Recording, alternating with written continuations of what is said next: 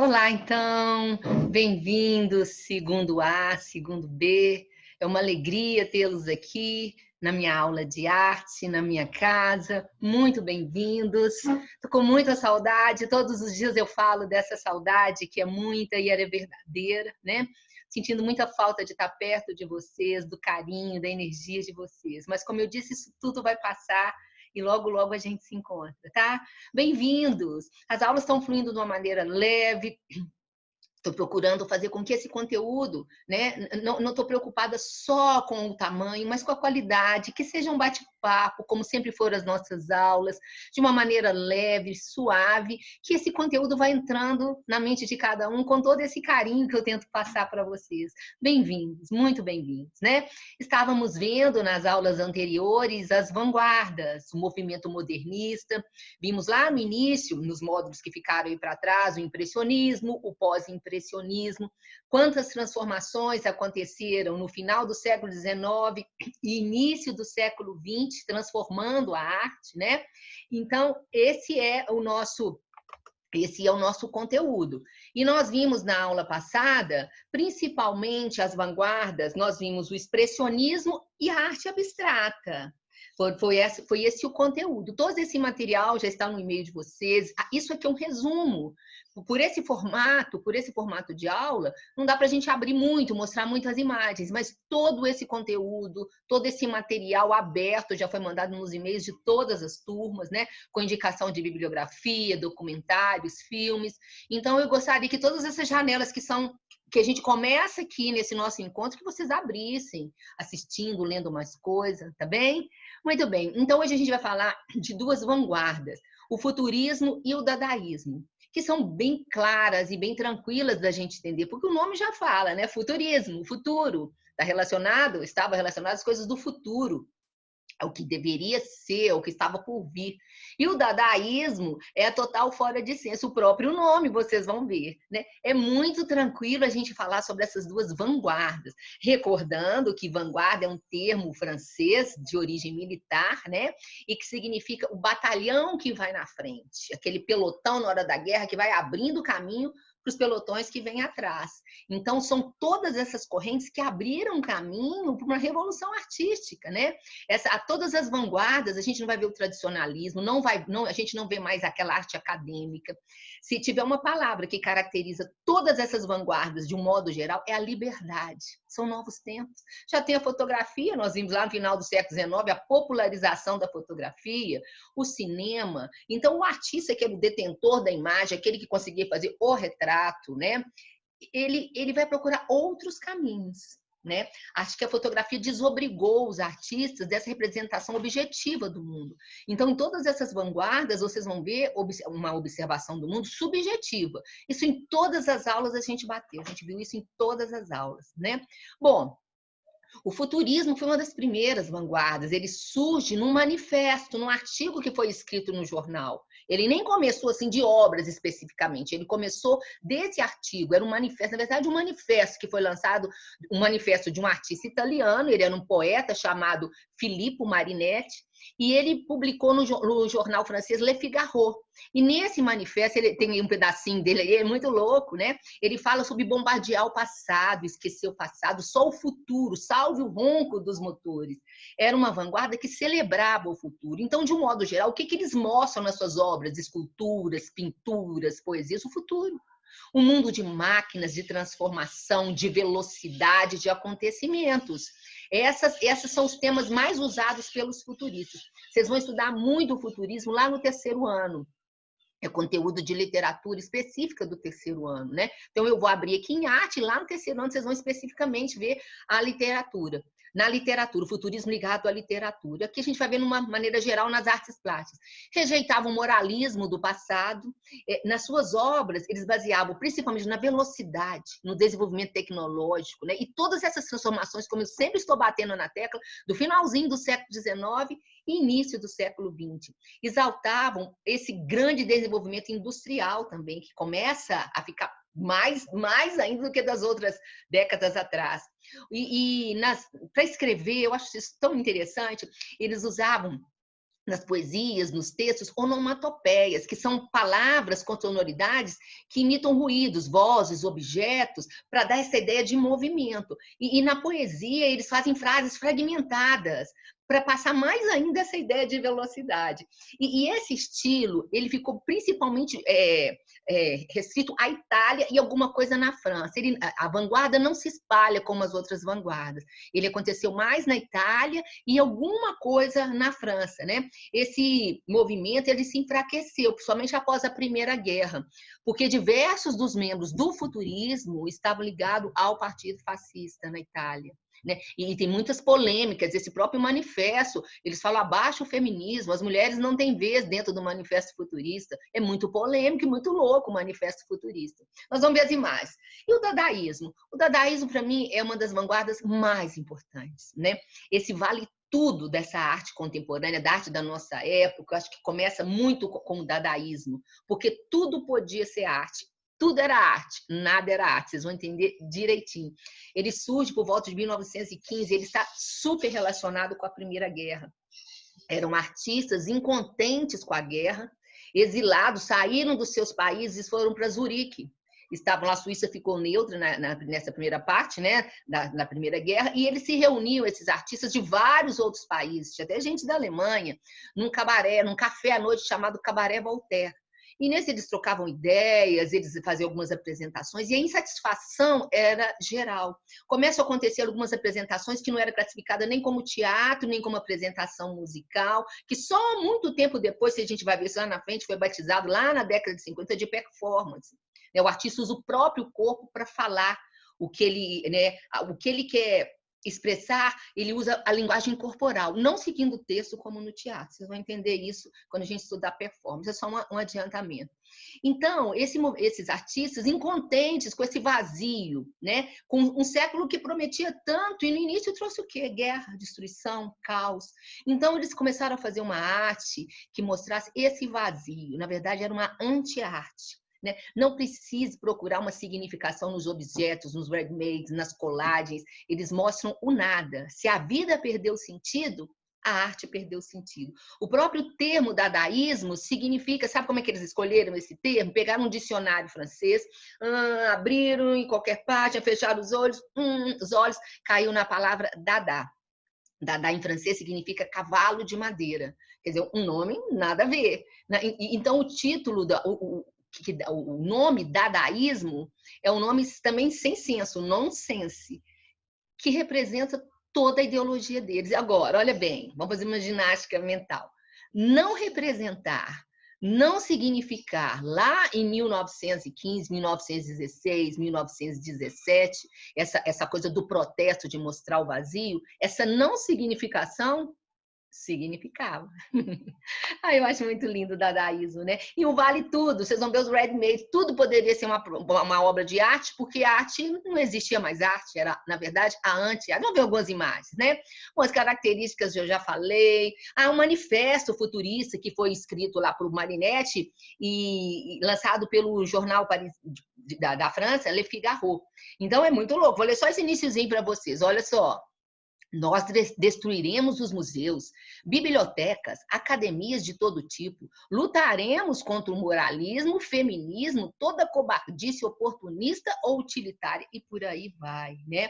E o que eles exaltam? As locomotivas, os roncos dos motores, o burburinho das cidades. Depois, com calma, e a matéria também do terceiro ano. Vocês vão ver esse manifesto futurista em literatura no terceiro ano, né? Vamos ver mais um pouquinho, então. Já falei sobre o movimento, as características, já citei para vocês. Olha as obras. Algumas, nós vimos na aula passada, o nosso tema foi expressionismo e arte abstrata. Algumas tendem ao abstracionismo, mas não são abstratas. Lembra a diferença de arte figurativa e abstrata? Foi matéria da aula passada, né? Eles têm uma tendência ao abstracionismo. Bom, vamos ver aqui algumas delas. Essa aqui, olha, o rapaz está andando de bicicleta. O artista faz um efeito que a gente tem a ideia que ele está pedalando e que a bicicleta está saindo do lugar. Conseguem perceber? Olha só, tem uma movimentação, a gente consegue ver o pedal dele. Aqui é o do doguinho mais ainda, olha. A corrente, né? O dono vai passeando com o cachorro, você vê os pés em movimento, o rabinho e as perninhas passando. Aí fica tranquilo, você perceber a movimentação. Agora, essa aqui, eu acho muito linda essa escultura. Ela se chama Formas Únicas de Continuidade no Espaço. É de um artista italiano chamado Umberto Boccioni. E ele mostra isso aí. Não é um homem correndo, é um movimento.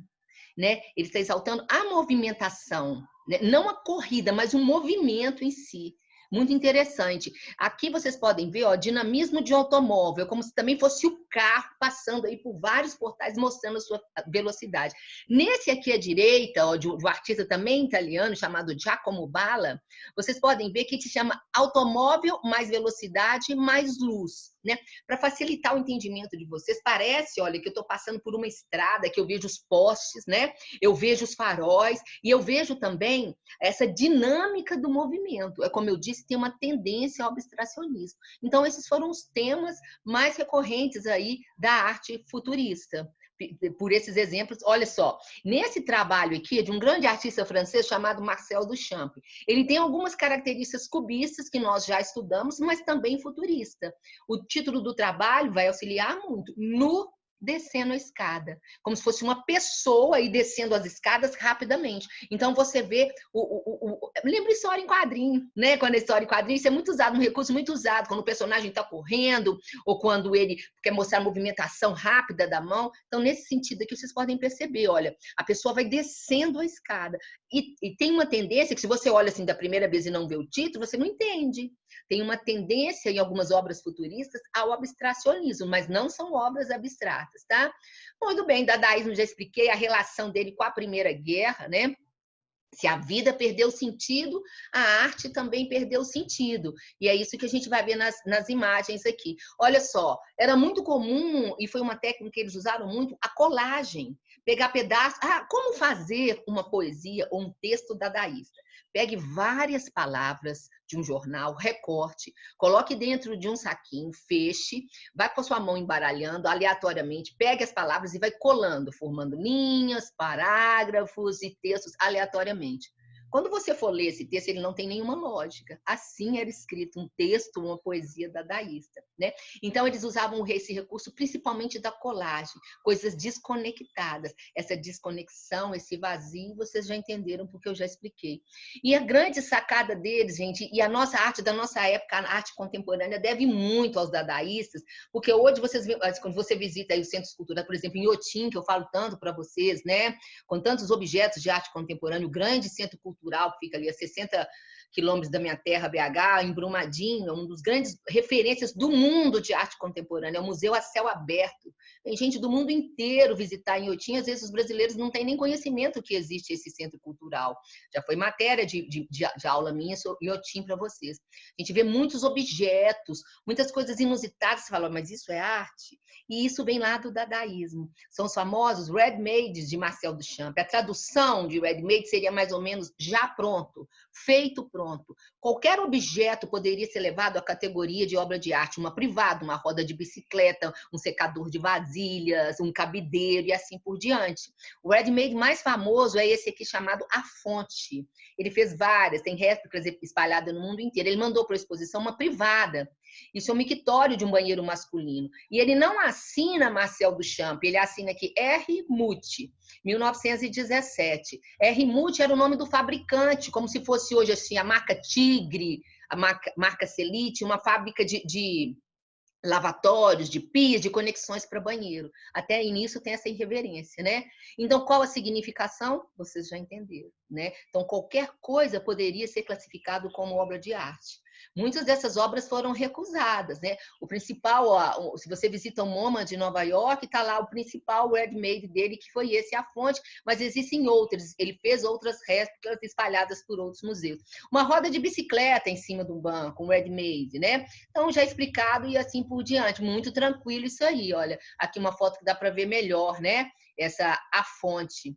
E vários outros artistas seguiram. Esse vale tudo poderia ter desaguado aí numa gratuidade, num vazio total, mas isso foi um grande fermento para a arte. Essa coisa dos objetos inusitados. E quantas propostas na arte da nossa época a gente vê assim. né? Objetos que são tirados do cotidiano e transformados em reflexões fortíssimas sobre vários temas. Falaria aqui para vocês vários exemplos dentro da arte contemporânea, né? Mas tudo começa aí com os dadaístas, né? E a ligação do dadaísmo com a Primeira Guerra é muito forte. É um reflexo da guerra. E como eu disse lá no início, nos 2 capítulos para trás, quando a gente começou o modernismo, as guerras influenciaram muito esses movimentos todos, todas essas vanguardas, né? São tempos difíceis. Então, a arte reage, o artista reage a isso tudo. Outra manifestação que surge é a apropriação. O que é uma apropriação? Você pega uma obra que já existe e interfere naquela obra. Ele não fez a Mona Lisa. A Mona Lisa é lá de Leonardo da Vinci, nós estamos lá do Renascimento. Mas ele faz uma apropriação. Ele pega uma reprodução da Mona Lisa, dessas aí que você acha em qualquer banca de jornal na Europa, em qualquer livraria, e ele pinta aí um cavanhaque na Mona Lisa. Olha, cavanhaque e bigode. Ele desmistifica esse ícone artístico, o quadro mais famoso do mundo, que é a Mona Lisa de Leonardo da Vinci. E não contente com isso, ele ainda coloca aqui iniciais em francês de citações assim de baixo calão, que eu não vou traduzir para vocês aqui agora, detonando com a Mona Lisa e com a sua reputação. Então, o que é isso? O que ele está fazendo? É como se fosse uma anti-arte, né? O vazio que isso tudo trazia. São protestos, é uma arte de protesto, ela é radical, ela é contestatória, é uma arte de contestação. E é uma crítica cultural muito grande. Olha aí os detalhes que vocês estão vendo, né? Uma cópia barata que ele pega e depois vocês podem pesquisar, que não vou falar aqui online o que seria isso aqui, mas é muito chato que ele fala da Mona Lisa e ele tira um pouco muito, né, da moral, de toda essa áurea da Mona Lisa. Depois vocês pesquisem o que ele diz. Muito bem, a colagem, como eu disse, essa artista alemã, Hannah Huck, ela foi muito feliz nas suas colagens. E mesmo, gente, vocês podem ver que não querendo representar ou significar, acaba que passa muita coisa. A Hannah Huck mostra muito o universo feminino, essa coisa da idealização da mulher, do sorriso. A gente consegue perceber, mesmo isso não sendo o mais importante na obra. Ela joga essas colagens rasgadas, fotomontagens também, é muito usado nessa época, fotomontagem, fotografias que vão sendo coladas ou unidas uma na outra, formando trabalhos que aparentemente você olhar, o que é isso? Está muito bagunçado. Mas se você consegue olhar com outros olhos, a arte é assim, né, gente? As significações aparecem.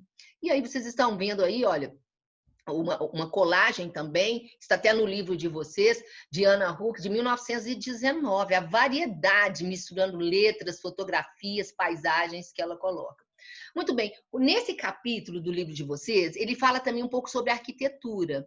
Então, e nós já falamos um pouco sobre arquitetura na aula passada, quando eu falei da Bauhaus, da arquitetura orgânica, que a Bauhaus influencia a arquitetura moderna. Brasília, Oscar Niemeyer e Lúcio Costa têm influência da Bauhaus. São aquelas construções com linhas mais retas, mais cleans, o uso do concreto aparente, do vidro, o exterior, o lado de fora, por exemplo, se tem o verde do lado de fora, ele não vai ficar banido do interior da casa. As janelas de vidro trazem a paisagem do lado de fora para o lado de dentro. Isso é muito bom, né? Quem pode ter acesso ao verde, ao céu. E outra coisa também são essas linhas mais retas e o uso do concreto sem revestimento. Então, o livro de vocês encerra esse módulo falando das influências na arquitetura brasileira. E eu trouxe para vocês 3 projetos, 3 ou 4. Primeiro, um que eu acho interessante, gente, que foi a casa que Niemeyer viveu lá no Rio de Janeiro. Essa casa é linda demais, chama Casa das Canoas, lá naqueles morros do Rio de Janeiro. É uma obra que ele fez em 1950 e 54. E como que essa obra é tão atual? Como essa casa é atual? Pode ser um arquiteto de um projeto de um arquiteto nosso aqui agora, um arquiteto super engajado, né? Super da nossa época. Olha só que as pedras não são retiradas, né? A casa é feita respeitando o que está ali. Então, a parede de vidro deixa um pouco da pedra do lado de fora e a pedra continua do lado de dentro. É muito interessante esse projeto dele aí, né? A natureza tem um rico contraste, mas ela está em harmonia também com o projeto da casa. E aqui os desenhos de Niemeyer, olha a simplicidade dos seus projetos. Esses desenhos aqui que vocês estão vendo, por incrível que pareça, é o projeto da casa, essa casa da canoa, né? Aqui o teto dela, uma piscina, vocês vão ver a área de trás. Como que eram simples. E uma das coisas mais bonitas de Niemeyer é esse traço dele, né? Essa espontaneidade que ele faz. Parece que, no instante, ele bolou essa casa. mas não é bem assim, é um trabalho sério, um trabalho compenetrado, né, de dedicação e muito técnico também. Aí eu trouxe um pouquinho, né, o ano que ela é colocada quando pronta, é de 54, de 55 ainda mexe um pouquinho. Basicamente, ela é feita de concreto e vidro. Olha só, e mais alguns lances que, como eu disse para vocês. E o que está do lado de fora, a natureza não fica excluída, ela participa do interior também. Isso é muito bonito. Nós vimos na aula passada, arquitetura orgânica, quando eu mostrei aquela casa da cascata, lá da década de 30, nos Estados Unidos, né? Professores da Bauhaus que saem por volta da Segunda Guerra, vão para os Estados Unidos, lembram disso? Aí mostrei a Casa da Cascata. Olha, gente, como essa casa é ainda atual, as linhas mais clean, né? Não tem muita firula no projeto, é um projeto limpo, e a natureza integrando. Tem árvores que passam dentro da casa, vocês podem perceber. É tudo muito integrado e muito bonito. Casa da Canoa, de Niemeyer. Outra construção que eu acho linda, gente, que tem influência de tudo que está acontecendo no mundo na época, essas vanguardas, essa modernidade, né? Esses pós-arquitetos, esses que tiveram influências com a Bauhaus e trazem para os seus países, é essa casa que chama Casa de Vidro. É considerado um ícone, essa casa está construída em São Paulo. E foi o primeiro projeto de uma arquiteta linda que vem para o Brasil, uma italiana. Ela vem na década de 40, até fugindo da guerra, e ela mora em São Paulo. E ela faz esse projeto dessa casa, ela morou muito tempo nessa casa, era uma fazenda, essa região em São Paulo, hoje é uma região bem valorizada, equivale ao Morumbi, era uma fazenda de chá, não muito próximo ao centro, mas também não muito longe, né? E foi um lugar que foi muito valorizado. Como eu disse para vocês, essa casa aqui na década de 50, vocês podem ver que ela é praticamente toda de vidro, né? No lado de baixo nada acontece, mas do lado de cima, e ela plantou muitas árvores, aqui foi logo no início, para que quando essas árvores crescessem e você estivesse lá dentro da casa, é como se você estivesse entre as árvores. Olha só, mais um pouquinho, esse aqui é da Casa da Canoa. Chegar lá na. Olha, gente, e as árvores cresceram. Hoje é um centro cultural. Se você visita São Paulo, se não me engano, ela só não abre na segunda-feira. Todos os dias tem visitação. É um centro de estudos para arquiteto. E a Lina Borbardi, ela viveu com o marido dela a vida inteira dela. Ela não volta para a Itália, ela fica no Brasil até seu falecimento, nessa casa de vidro. Então, a concepção, as linhas, o vidro, a natureza, essa coisa. Olha que bonito, gente, não é? Isso é muito atual. Isso é muito atual, mas estou falando de 1950, né? Como ela é antiga, como é uma casa antiga. E todo o designer dos móveis, dos detalhes também, é uma coisa muito clean, né? Muito bem feita, a cozinha da casa. E outro projeto, ai que linda ela adorava os gatinhos, os dogs, Lina Bobardi. E é essa arquiteta, meus amigos, que também faz um dos ícones da arquitetura brasileira, que é o MASP, o Museu de Arte de São Paulo, que está lá na Avenida Paulista. Foi durante muitos anos o maior vão livre do mundo. São mais de 70, parece que são 74, 77 metros. Observe que esse vão, ele só é apoiado aqui e lá. É um vão livre, não tem nenhum apoio em concreto e vidro. É um grande passeio para quem vai em São Paulo. Tem um dia, não sei se tem ainda, que estudante não paga. Não lembro que dia que é.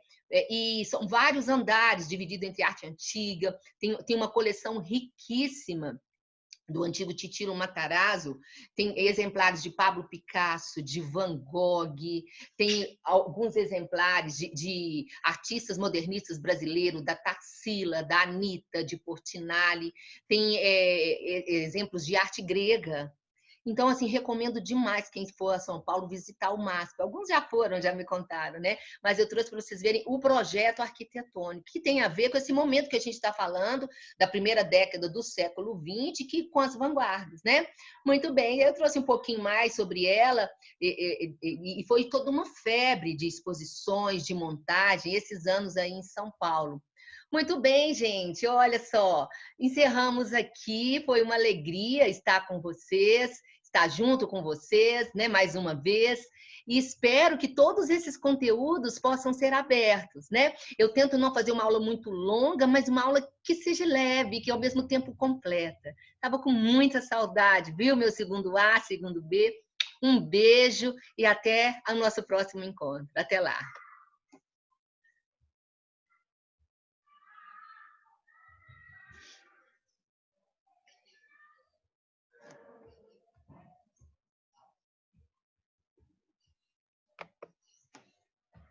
Beijo, tchau.